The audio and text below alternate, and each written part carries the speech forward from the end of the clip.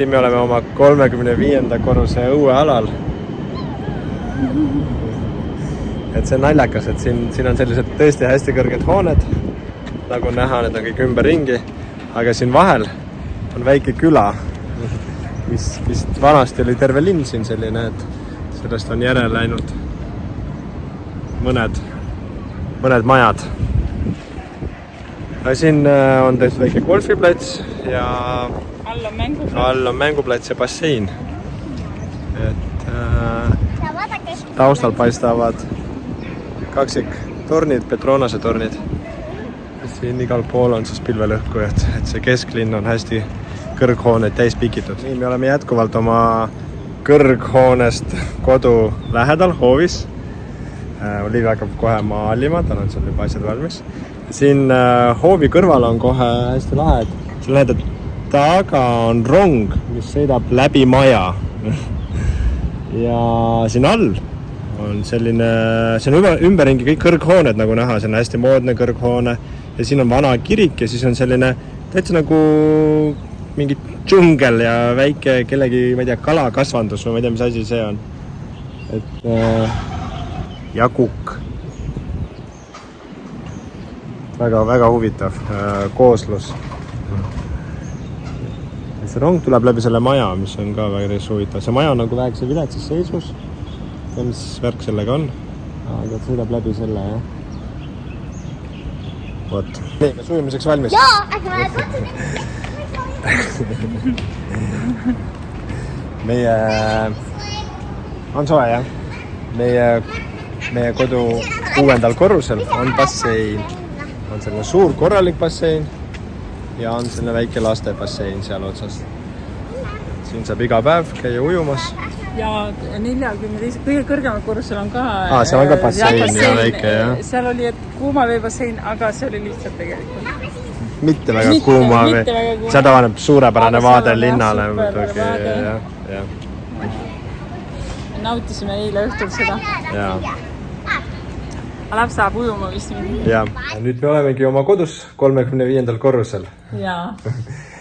Meie kõige kõrgem elukoht on olnud siiamaani Mexico City's 20. korrusel. Aga siin Kuala Lumpuris oli niimoodi, et kui me otsisime neid kodusid, siis enamus olidki kõrghoonetes. Et ainult üks oli sellises külas, kusjuures kui seda ülevalt vaadata, siis on näha, et seal all, ma ei tea, kas see ei ole just see sama koht. See ei ole see koht, jah. Aga siin on säilinud sellised väiksed... ütleme, ma ei tea, kas nimetada neid saarteks või oaasideks, kus on siis sellised vanad ühekordsed, kahekordsed majad. Aga nende vahele on siis tekkinud hulganisti kõrghooneid, pilvelõhkujaid. Siin on ka üks kirik, mis on mida pärast... siin hoovis on ka kirik, jah. Ja siit avaneb suurepärane vaade linnale. Eriti õhtuti meile meeldib vaadata kõik need läheb tuledesse ja isegi kui õhtul sarja vaatame, hakel on veidi siit kardin eest ära, siis pilk läheb niimoodi kaugusse. Meile meeldib selline see linnaromantika või see, kus on nii palju selline inimpaljusus, aga nagu üksildus samas, et siin on see ja muidugi piilurile on siin hea siin vastas, ma ei teagi, kas on lillepood, seal ei ole palju lilli ja ühel õhtul nad minu meelest tegid ikebanat. Mina arvan, et pidutsesid lihtsalt. Ei, nad midagi tegid lilledega ja siit oli nii hea vaadata. Või siis eile, kui oli ilutulestik, käisid paugud, siis ma läksin ka aknale vaatama, siis vastas kohe tõmmati ka kardinaid eest, et inimesed käivad ka, naudivad neid. Aga mis siis tüütu on 35. korruse puhul? Lift on tüütu, et kusjuures ta käib päris ruttu sõidab, on ju, ta avanevad uksed päris aeglaselt, aga ta... Kõrvad lähevad lukku ja ootama peab mõnda aega ja kuigi liftid, see on 4 tükki, nad on päris suured, üks on katki, need 3 on jäänud ja üks on nagu tegelikult teeninduspersonali lift, et kõik need prügivedajad ja need käivad siis selle liftiga. Aga need 2 lifti on ikka suht tihedalt kasutuses. No, aga see on ikka hea, sa lugesid vaata ühes kohas, kui me otsisime seda majutust, siis 15 minutit, kuni 15 minutit võis oodata lifti, nii kaua me ei ole kunagi oodanud. Et... Ja mis on lahe on, või sellest räägid ise, basseinid. Basseinid, jaa. Siin, kusjuures me saame oma telefoni võtta akna lahti. Ära sa vaatad sa. Ma võtan mitte visata oma telefoni kellegi pähe. Niimoodi, kas sealt on näha, bassein on all. See on 6. korrus. See on 6. korrusel.